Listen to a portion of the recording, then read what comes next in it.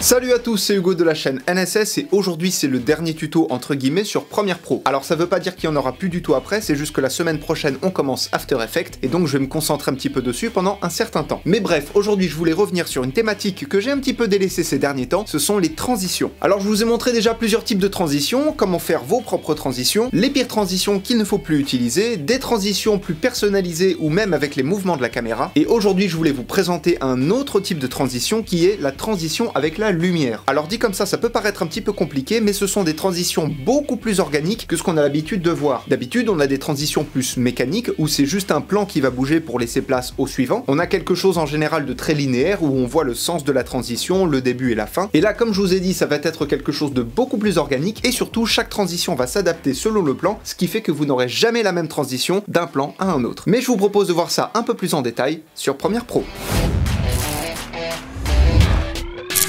La transition avec de la lumière, ou LumaFade ou LumaKey, selon le nom que vous voulez lui donner, va simplement être un fondu entre les tons clairs et les tons sombres d'une image. Pour la transition, on va passer de ce plan-là à celui-ci, tout simplement. Deux plans de ville, c'est mieux si on a de la cohérence dans les plans. Je vais prendre la première vidéo et la monter d'une ligne, je vais placer ma tête de lecture une seconde avant la fin du plan, et je vais rapprocher du coup le deuxième plan. Ici, on a donc une seconde de battement où les deux plans se superposent, et c'est ici que va avoir lieu notre transition. Dans votre fenêtre Effets, vous allez développer les effets vidéo, vous allez ensuite dans Incrustation, vous développez la catégorie, et là vous avez l'effet Incrustation Luminance que vous allez glisser déposer sur votre premier plan. Et là tout de suite on voit une différence, puisque si on regarde dans les options d'effets, on voit que le seuil est à 100%. Et comme vous l'avez remarqué également dans les options d'effets, on n'a que deux paramètres, le seuil et la découpe. Ce qui va être intéressant, c'est que selon la position de l'un ou l'autre de ces paramètres, la transition va changer. Par exemple, j'ai toujours ma tête de lecture au début de ma transition, j'active le chronomètre de seuil et le chronomètre de découpe, je fais attention de bien mettre le seuil à 0%, au début de la transition, le seuil et la découpe doivent tous les deux être à 0, je me place au bout de mon premier plan, et je mets la découpe à 100% et le seuil également à 100%. Et je vais juste venir prendre l'image clé du seuil et la tirer un petit peu en arrière. Voilà, et là on a quelque chose comme ça, et si on lit la vidéo, on a notre transition. Sur cette transition-là, l'animation du seuil est un petit peu plus courte que l'animation de découpe. Là, j'ai modifié la transition et c'est la découpe qui est plus courte que le seuil, et ça nous donne ceci. On a en fait une transition inversée. Si on regarde bien, là c'est le ciel qui va se changer, puis les bâtiments.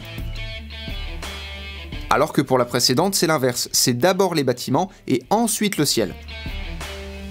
Voilà, et là vous avez vraiment le moyen de gérer très simplement votre transition et notamment son sens. Vous pouvez également faire quelque chose de beaucoup plus long. Si on regarde là, mes images clés sont beaucoup plus espacées et donc la transition va mettre beaucoup plus de temps à se faire.